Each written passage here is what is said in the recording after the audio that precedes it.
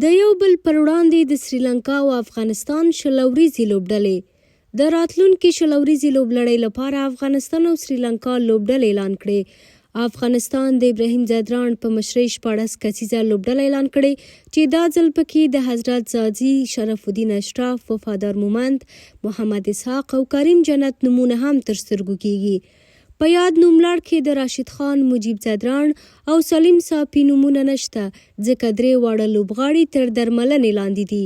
کرکټ شنونکي وایي د راشد خان او مجیب نشتون سریلانکا زړوره کړې او په شلوريزه لوبلړۍ کې به هم پر افغان لوبډلې سترګه سره وي. بل لور سریلانکا هم د افغانستان پر وړاندې لوبلړۍ لپاره د وینندو هسرانګا په مشرۍ لوبډله اعلان کړه.